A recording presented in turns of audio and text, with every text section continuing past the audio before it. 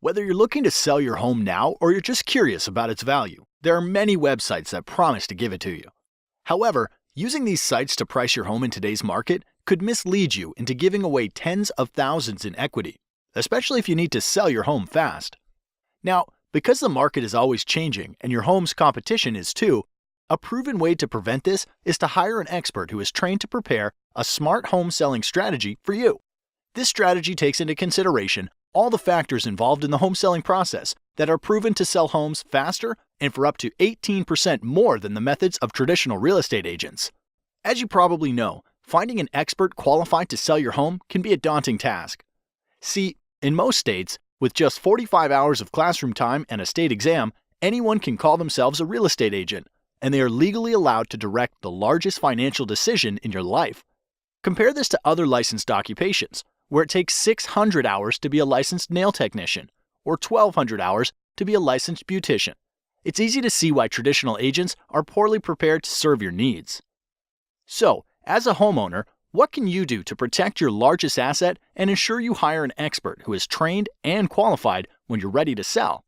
Thankfully, research conducted by the National Association of Expert Advisors has discovered 7 unique factors that an expert will manage in order to sell your home at the top of the market in the least amount of time. The 7 factors are: expert advice, differentiation, market exposure, agent cooperation, buyer acquisition, offer negotiation, operational execution. So let's start with number 1. Pricing expertise. Traditionally, agents price homes using what is called a comparative market analysis, also known as a CMA. This establishes the value of your home by comparing it to historical sales. What most agents don't realize is that historical data doesn't determine how you should position your home in today's market to attract the highest offer. This would be like driving your car while looking in the rearview mirror.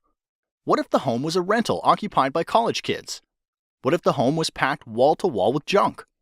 What if one sold low because it reeked of offensive cat odor? Or worse, what if the seller was motivated because of a divorce or death and needed to unload it quickly? All of these homes would be used against your home's value in a CMA. And as you might imagine, they should have absolutely no bearing on how to price and position your home.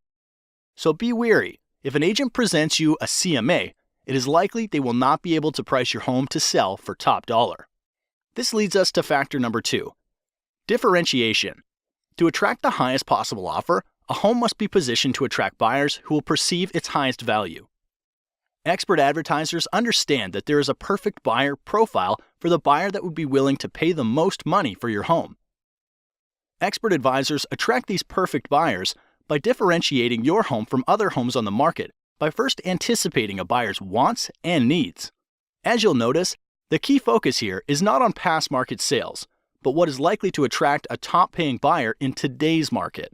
This means the advice you should receive to attract buyers like this must include how to make small investments in your home's curb appeal to pull buyers off the street, how to inexpensively update outdated interiors to stimulate offers, how to use preemptive negotiation strategies to attract high offers in comparison to your competition, and why you should consider repairs, upgrades, or professional staging to eliminate the potential for attracting low offers. Statistically, the payoff for differentiating your home like this will yield you more equity in less time, and that's worth celebrating. Moving on to factor number 3, market exposure. Once your home has been differentiated to target top-paying buyers like a loaded cannonball, it's ready to fire. But this next factor ensures when you launch your home onto the market, it's aimed at the right target. This requires you to be especially careful when selecting a professional. Here's why. Exposing your home to the market requires marketing. Research shows that the average agent only spends $89 a month on marketing and only sells an average of 8 homes per year. On the other side, top agents will tout their large budgets for newspaper, TV, home magazines, and a list of hundreds of websites where they advertise. So you'd think that the answer is obvious. Hire the top agent, right? Not so fast. The key to a smart marketing plan for your home starts with a clear understanding of where buyers are going to search for homes. With thousands of places to invest, you want to fish where the fish are biting. Expert advisors know the top websites that attract the most buyers and employ a deep, not wide marketing strategy to get more qualified eyeballs on your home. Since the agent you hire is essentially investing the commission you are paying them, you want to have an agent that tracks every dollar and the return on investment. Now, a widely known but little discussed selling factor that significantly increases the likelihood of you getting a top dollar offer is factor number 4, agent cooperation. Agent cooperation simply predicts that there is a greater than 50% chance that once your home is exposed to the market, another real estate professional will bring you a buyer. Since the largest pool of potential buyers are probably under the guidance of another agent, it's critical that your expert advisor allocate a portion of their marketing budget to get your home in front of the top agents in the market who represent buyers. This means hiring an expert advisor who understands the current incentives that motivate other agents to bring their best clients is as critical to success as differentiating your home is to attract targeted buyers. Be wary of the agent that offers to accept lower commission. Often this leads to a lower compensation being offered to the agents that potentially have a buyer for your home, resulting in little to no activity on your house. This brings us to factor number 5, buyer acquisition. With your home differentiated to attract top dollar offers, a strong marketing budget in place to expose your home to targeted buyers, and an aggressive plan to motivate cooperating agents to bring you their best clients. Hiring a professional who has developed an immediate response system is critical to acquiring a buyer for your home. Think of this like the circuit breaker in your house. Emails, calls, and showings are like electricity for the sale of your home. So, without a system to process and qualify their flow, you risk shorting out a top dollar offer. Here's why. When a buyer visits your home online, a cooperating agent calls to set up a showing, or someone calls from your yard sign. Studies repeatedly show the fastest response wins the deal. Anything more than 15 minutes lowers the chance of your agent making contact and decreases showing your home by up to 105 times. Therefore, ask the professionals you're considering, who answers the phone while they're busy with other clients? What training or certification do they have? How do emails and website leads get responded to over the weekend or after hours? And what is their average response time to an incoming lead? An expert advisor understands they're running a business, and solid systems and processes are needed to successfully manage all of the variables in the home selling process.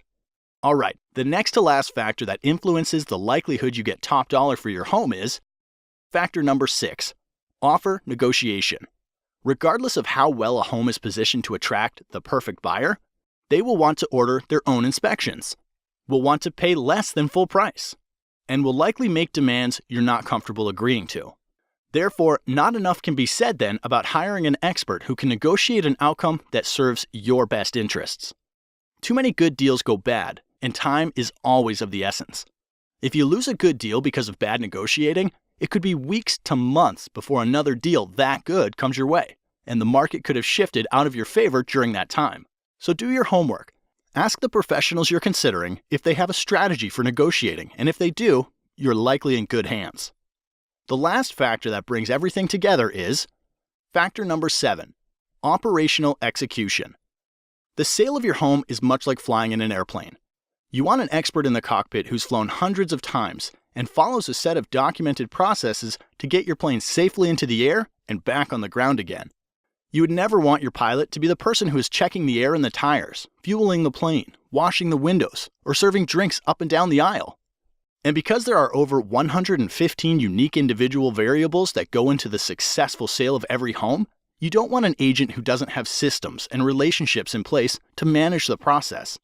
Like a safe flight, it takes many people working together to get your home sold for top dollar. When hiring an expert, ask about their relationships with title companies, mortgage lenders, photographers, lawyers, sign companies, professional stagers, inspectors, and cleaning crews. The expert will be prepared to explain how they work together to get your home sold. By now you know selling a home is a process, not an event. You also learned how to hire an expert who can attract the perfect buyer, willing to pay top dollar for your home. So if you're selling, the next logical step is to request a free, no-commitment smart home selling strategy from an expert advisor. Expert advisors are members of the National Association of Expert Advisors who are trained and certified to prepare a smart home selling strategy that can sell your home faster and for up to 18% more money than the traditional real estate agent. Look for the seal of approval, and to have this agent help you, call the number now. All right, cool. So obviously you can see the benefit of having that go out, right? Cool. Everybody get some popcorn and some soda? Very nice. Excellent. What's that? All right. So here's what we're going to do. Need you to go to the resources section of your binder. And it's pretty much, hold on. Thank you very much. Or we could just let Crystal tell us and save a lot of time. So you open up the resources tab is a heavier stock too. Okay, it says resources. And then I want you to go to the CHSA.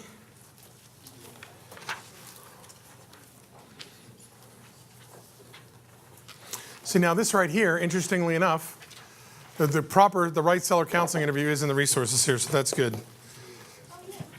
So, score. All right. So, the home selling system is 156 and 157. It is in couloir, it's in color. All right, go ahead and grab that. All right, so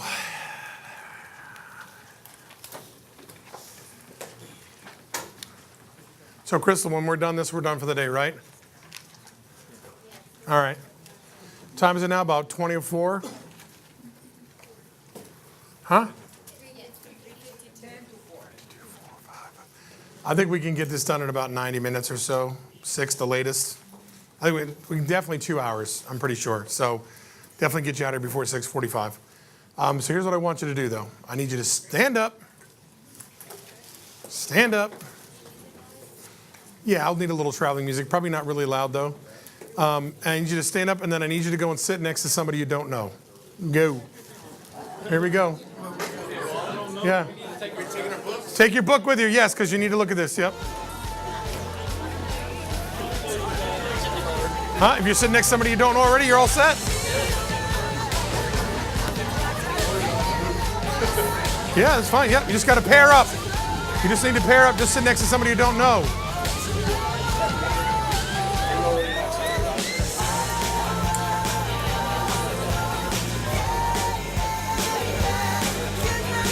There you go. Get up.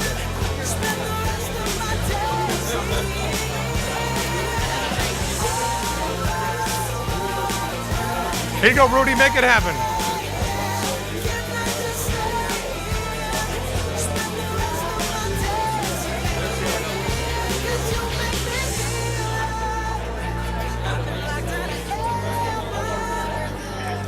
Hey, did you find somebody yet? Have you found somebody? Have a seat. I'll find you somebody. Mimi, did you find somebody yet? Yeah, right here, please.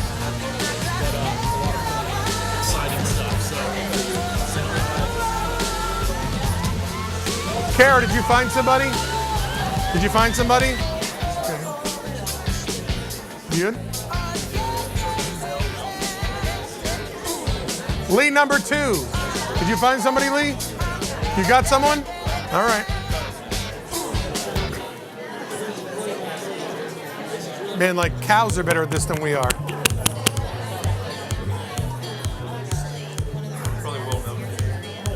So that's your partner? All right, 2. Who does not have somebody yet? Patricia, do you have somebody? Look how easy that was. Who needs somebody still? Raise your hand. Raise your hand if you need somebody.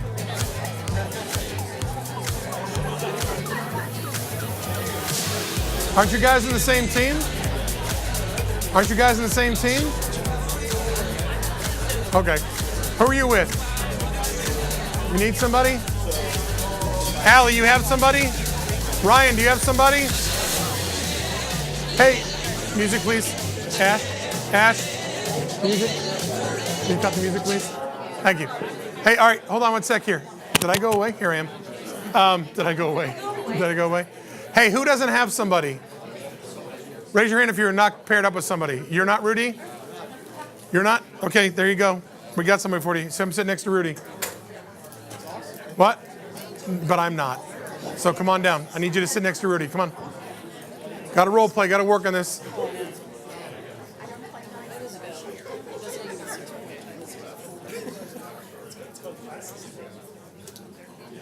Thank you, ma'am.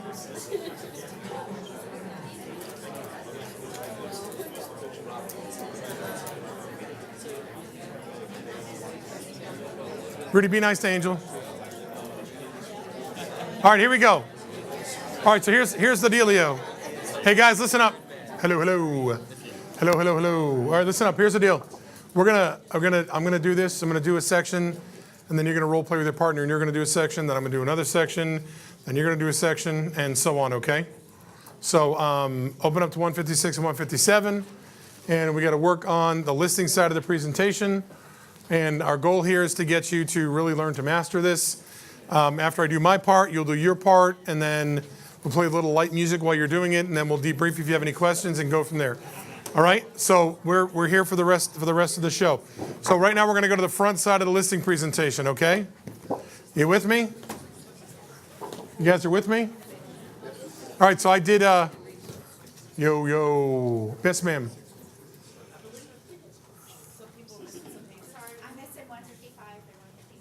Really?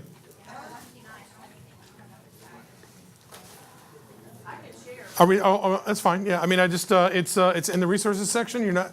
It's the resources section, really. Yeah. Well, here, I'll just give you mine. You give me yours. Here. You can get another one. We're gonna get you another one. Okay. Sorry about that. All right. So I'm gonna do this here. So heads up. Let's listen up, and I'll go through this with you. Okay, by the way, just a real quick reminder for you folks here and the folks at home. Hello again.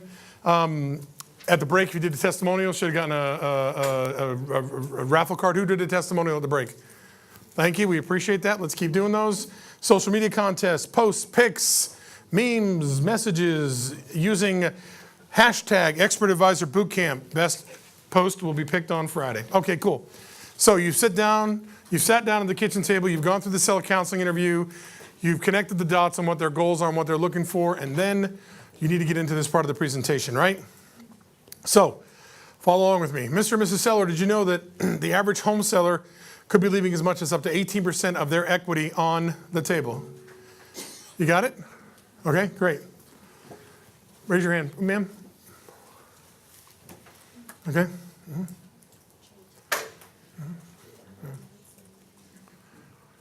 That's okay. All right, so, thank you, Ashley. So basically, as a seller in general, you're fighting an uphill battle, Mr. and Mrs. Seller. Did you know up to 58.4% of homes that actually fail to sell? And of the ones that do sell, 80% of them were actually sold below asking price. So it's kind of a double whammy there. If you have less than a 50% chance that your home is going to sell, if it does, it's likely going to sell for 80%. It's likely going to sell for less than asking price. And there's a reason for that. And the reason is that the average agent only sells 8 to 12 houses a year. We're going to be changing this. The average agent last year only sold 5.4 houses. That's it. 5.4 houses last year. Okay, so that's it. 5.4 houses. Well, here's what happens, right? Think about it. Inventory goes down. More people get into the market. What happens? Well, and not even FSBOs. Just I'm stuck. We did the straight math from NAR. We get the data straight from NAR. How many agents there were? How many homes that were sold? 5.44. 1.2 million. 1.4 million. Yep.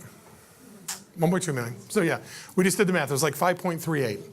So 5.4. We're going to change that. There's a couple things that need to be changed on this, but anyway. So the average agent only sells 8 to 12 houses a year. Okay. So my question for you is if you only did 8 to 12 home sales a year, how good are you at negotiating? Not very good. How good are you at pricing a home? Not very good. How good are you at doing the job you need to do to get you, the seller, the most amount of money? Not very good. And there's a reason they only sell 8 to 12 houses a year, and that's because most of them have little to no training and little to no experience. The average real estate agent only gets about 90 clock hours to go ahead and get their license. That's it, 90 hours, which is a terrible shame because if you want to do somebody's nails, you need to get 600 hours of training in. And if I screw up your nail polish, I can go ahead and put nail polish remover on it, right? 1,500 hours to become a licensed beautician, and if I cut your hair incorrectly, it'll grow back. But if I mess up your home sale and I lose you $25,000, you do not get it back, do you, Mr. and Mrs. Seller?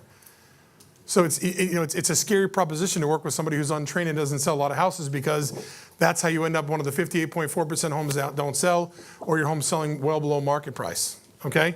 And so the bottom line is this, is that, price is a function of supply and demand. And the more demand I can drive up on your home, the better chance I have of getting the price I'm looking for. My question for you is can you see how woefully insufficient $89 a month would be to get your home and all the other homes that another agent might be marketing the demand that it needs in order to get it sold for the price you're looking for?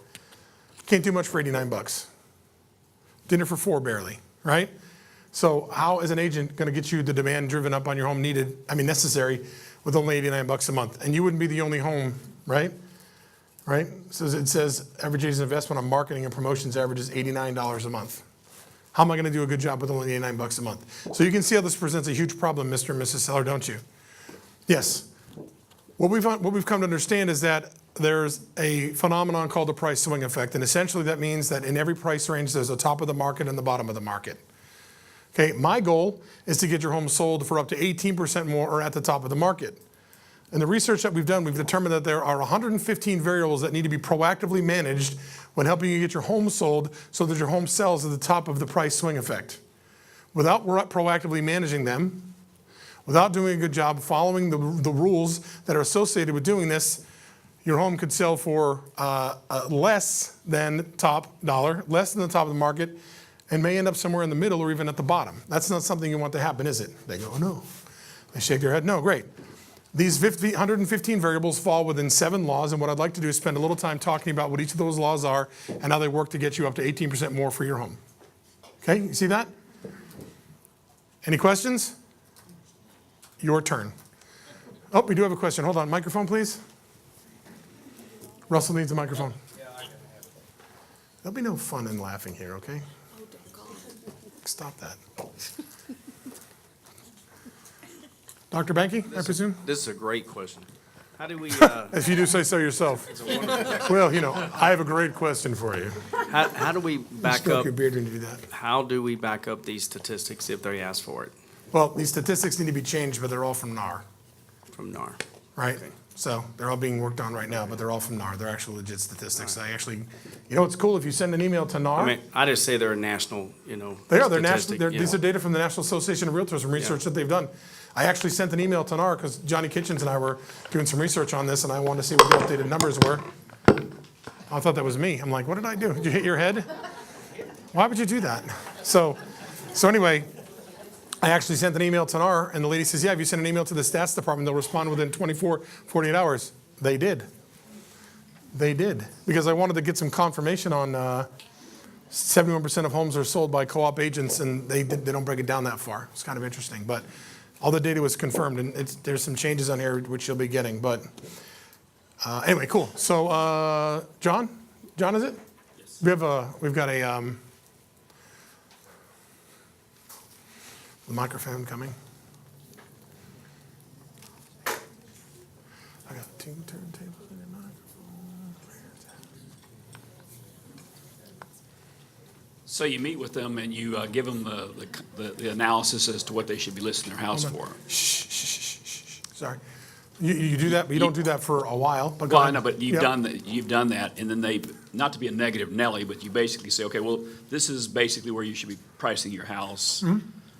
And then they say to you, well, I assume then you can sell it for 18% more than that. Aha. So what do you say at that? Well, the first thing is you're not going to tell them the price. You're going to ask them to tell you the price. Right. Always. You don't tell them the price, right? It's not your house.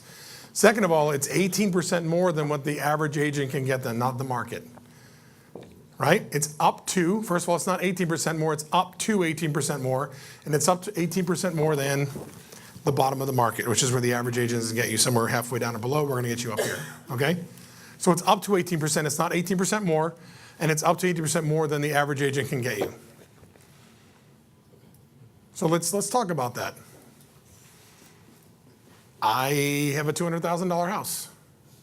Let's say my mortgage payment is $1,200. If the average agent sells your home and it takes them a month and a half longer, in fact, somebody was talking to Kyle Davis. He said that FSBOs, this is interesting, FSBOs in his market are 120 days. His average is 40. So, $1,200 on a $200,000, $1,200 mortgage, an extra 90 days, $3,600, right?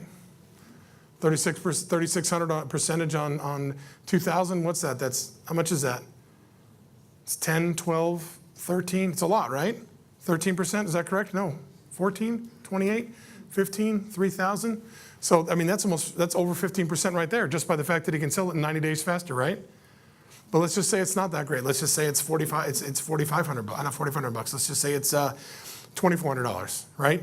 So then we've got that, and then let's just say that I sell for 2% more than the average. Then you've got that money to add it. And let's just say that I do a great job negotiating and I save you money in the negotiation, so you don't have to pay much during the negotiation phase. Let's say, you know what I'm saying? Like, it's not just I'm going to sell your house for this much more. I'm just saying that the overall expenses, the overall cost, the overall in for you on everything is going to be up to 18% more because of my expertise in negotiation and marketing and advertising and driving up demand on your home. So if the seller says, I thought you were going to get me up to 18% more, I said, yeah, this is 18% more on average up to than what the average agent can get you in the area. Fair enough? But you're also included in FSBOs too. That's a pretty big swing. Listen, yeah, we don't let the facts get in the way of a good story, all right? All I'm saying is, I know that on average, I can get you up to 18% more than the average market, the average agent, or you could get for yourself, right? I mean, it's not really a sticking point. I mean, most people, here's the thing. We thought it was going to be a great USP and people were going to love it. And it's a good over the phone. It's good face to face. It's good, point of sale, POS. But people aren't like hanging their hats on this. You know what I mean? And they're not focusing on that. They're focusing on this stuff here, right? Good question, though. Any other questions? Any other negative Nellies? Questions? Sorry. Anybody? We're good? All right, so here's what we're going to do. When we role play, we stand up. So I want you to stand up. Stand up. All right. I want you to, all right, stand up. I want you to bow to your partner. All right. I'm kidding. So a little square dance. All right. Bow to your partner. So here's what we're going to have you do. It's like Karate Kid, right? Fight. So I want you, one person is going to go through the whole thing, and then the other person is going to go through the whole thing, okay? Ashley, if you'd give us a little traveling music, please. Light music. And, first the front side only. Just that we're going to role play one section at a time.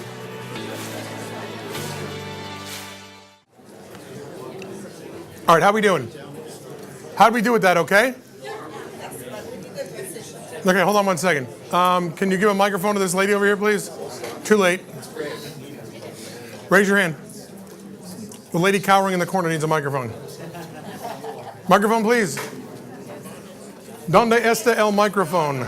Right in front of you. I hate that. You had a question, Smallsy? I did. Yeah, one second, please.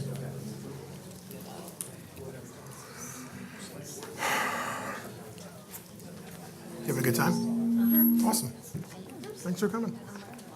Hey. Really? Thank God. You. Here. Hey, you?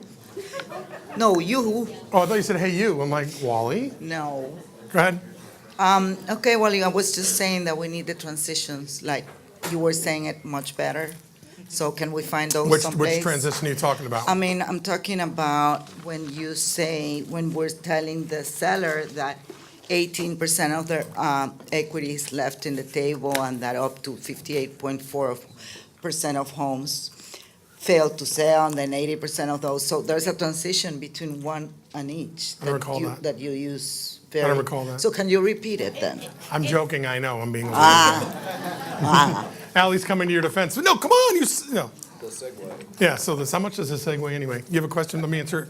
You have a question for I you? was just wondering about the data. You said you're going to be. Yeah, it's I just turned it over. It should be the next couple of weeks. Okay. No one knows anyway, but so you can still use this. You know what I'm saying? It's not like they know. It just seems like. What? I got to find out. I know that this is a question probably for Mrs. Lamb as to when that'll be turned around, right? Yeah. Because we just found all the data a couple weeks ago, so I know she said she's going to turn it around. So you'll be kept up to date. The good news is the people you're talking to have no clue. And what's the motto? What's the motto? We don't let the facts get in the way of what? That's right. We don't let the facts get in the way of a good story. Is that on the test? Huh? Is that on the test? No, I wish it was though. Me too. So it'll be forthcoming, okay? So what's your name, ma'am? Mercedes. So I shouldn't say, hey, you? My Mercedes. Okay, so anyway. So the transitions, listen, I was an English major in college, okay? And I just, my whole, however, whenever I learn anything, I learn it just like I learned English, that a book has an introduction, a body, and a conclusion. And each chapter has what? An introduction, a body, a conclusion. And each paragraph has an introduction and a body, conclusion. And teacher, even a sentence has an introduction, a body, and a conclusion, right? So as you know, you can get as microcosmic about that as you want. So for me, it's just transitions were always important. You know what I'm saying? So the transitions I gave you are just my transitions. I can say them again. You can use whatever you want. But I just say, listen, the average seller leaves up to 18% of their equity on of their home on the table. Okay, and part of the reason is, and the reason is this: is that number one, 58.4% of homes fail to sell. And number two, 80% of the homes that do sell actually sell for below asking price. So I said, like, it's a double whammy. If you're lucky enough to have your home sell, which you've got less than a 50% chance that your home is going to sell, it's probably going to sell for less than asking price, well less than asking price. And the reason is that the average agent only sells 8 to 12 homes a year. Okay? If somebody sells only 8 to 12 homes a year, how good are they at negotiating? How good are they at marketing? How good are they at doing all the things that are necessary to get you the most amount of money for your home? Right? Price is a function of supply and demand. The more demand I drive up on your home, the better chance I have of getting you the price I'm looking for. If I sell just about less than one house a month, how much expertise do I gain in learning how to do that for you? Not a lot. And the reason is, most agents are woefully undertrained. The average agent only requires the only average state only requires an agent to get about 90 hours of training in order to become a real estate agent in their marketplace. So, that's bad because, like I said, it's bad if you want to do nails, it's 600 hours. And if I screw your nails up, I can get a nail polish remover and fix it. If I want to cut your hair, it's 1,500 hours, which is good, bad too, because if I cut your hair wrong, it'll grow back. But Mr. and Mrs. Seller, if I lose you $25,000 of equity on your house because I'm unskilled, because I'm untalented, because I don't do a good job, am I going to get that back for you? No, I'm not. And the reason these things happen here is because at the end of the day, most agents don't have enough money. $89 a month, woefully insufficient to market a home properly, to get it top dollar and to make sure that it sells. You can see that, right? The good news is that we understand that there's a phenomenon called the price swing effect, right? We know that there's a top and the bottom of the market for every price range. And what we also understand is that there's 115 variables that go. By the way, all the people are like, where are the 115 variables? Ta-da! Right? Ta! Each bullet. Count them. Don't. Please count them. But they're all right there for your consumption. So what we've learned is that there's 115 variables that go into the process of getting your home sold, and they have to be proactively managed. And when they are proactively managed properly and done in the right order and in the right fashion, we know that we can get you up to 18% more for your home and get it to sell at the top of the price swing effect. When we don't do that, when agents don't do that, that's why you end up at the middle or the bottom. We also understand that there are 7 laws in which these variables fall. And what I'd like to do is talk about each of these laws and how by proactively managing each of these variables, and within these 7 laws, we can get your home sold for up to 18% more. Does that make sense? They go, yes. You go, okay, let's talk about it. Does that help? Yes. Bueno. Who said no? You said no? Oh, I thought you said no. I'm like, wow, that's... Don't mind me if I smack you in the face.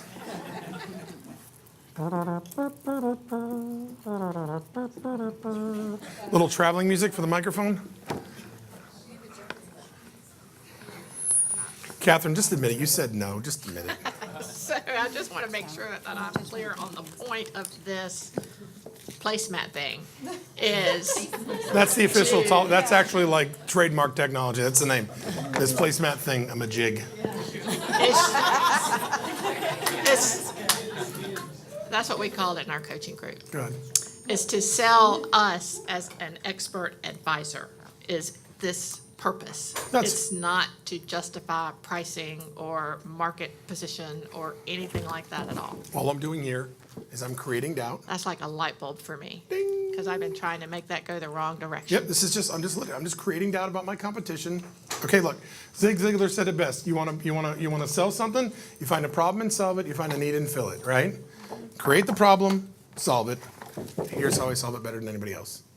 Awesome. Make sense? Yeah. That's all it is. Hey, There'll be no giggling in my class. No. If you have something that's funny to share it with the class, please. Are you giggling at me? No. I don't care. I grew up a fat kid. You can't hurt my feelings. All right? Law 1. Law one. Ready? We good? Okay, so, hey, by the way, did anybody die from role playing? Anybody bleed? Hair loss? Anything like that? Any bruises? You know, oh my God, you all lived. And you know, you probably lost a few ounces from sweating, so it's a great exercise. All right, you have to role play at least 30 minutes a day. In fact, if I were you, I would get in touch with the person you're with today as long as they made you work hard and you did a good job and set up a role play relationship with them. I know Rudy will role play with every one of you. All right, he'll put you in every 15 minutes every day. He loves to role play. So Rudy Campos, raise your hand. You want a solid role play partner who's looking to work hard? You go see that man right there, okay? So, law one, the law of expertise. There is nothing on this placard by mistake, by happenstance. It is all here intentionally, which means you don't ignore what? Any of it. You say it all, right? Each one of these has an introduction and also has a trial close. Use them all, please. So here's the deal. Tomorrow, when I do the full listing presentation, I'm going to do the whole thing, okay? And I may revisit that since we're covering each law independently. I may actually go through just a few laws and then tie down, like, you know, I know Jennifer does this. She goes through the first 3 laws in detail, and then after that, the rest of the 4, she just summarizes. I may do it that way. We'll see. I just like to do the whole thing because you may sit in front of somebody who, you know, wears belts and suspenders and needs every bit of information in order to make a decision. So, you know, like they don't make, you know what I'm saying? They don't ever like, you know, so you guys get, some of you guys got that, right? They're like, you know, staple and tape. And so anyway, so let's do law one, the law of expertise. Mr. and Mrs. Seller, giving you price before analysis is like the doctor giving you a prescription before making a diagnosis. As part of the law of expertise, Mr. and Mrs. Seller, we like to get through the hard questions, right? All good relationships start with getting the hard questions out of the way. I'm confident from going through your seller counseling interview and the interview that we had at the beginning of our meeting tonight that I've gotten the answers to all the hard questions. And as an aside here, you know, you want to make sure what their plan B is. Do they have a plan B? You know? You don't want them to have a plan B. You want it to be the only plan, right? If they have a plan B, you need to be able to use that against them, right? You need to be able to articulate why renting your house out to somebody is a horrible mistake. Financially, emotionally, psychologically. If you can't do that, you need to find out how to do it, okay? Just know this, that if you have to evict somebody, it can cost you, and from loss of rental payments, covering the own mortgage, taxes, hiring an attorney, getting the sheriff to kick somebody out, cleaning out the house and fixing it up, it could be as much as 25 grand.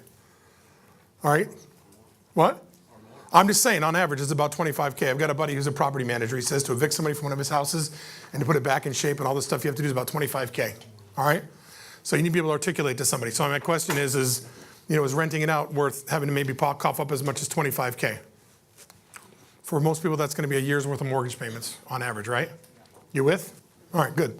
So anyway, make sure you say this. So I think we've covered all the hard questions. I feel comfortable that I know exactly what you're looking to accomplish, and I'm positive I'm the guy for the job. We're talking about a CMA, you know, and if they had other people come in before them, hey, did anybody who came in before you use a CMA? Oh, they did. Okay, great. Well, I don't use a CMA, and here's why. Okay, using a CMA to price a house is like driving in your car and then looking in the rearview mirror the whole time. Mr. and Mrs. Seller, can you think of any other industry where we come up with the current price of a product and use the last 6 months' data to determine that?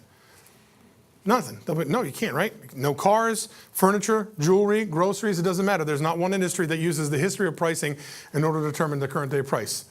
And if nobody else does it, why should we? And we shouldn't.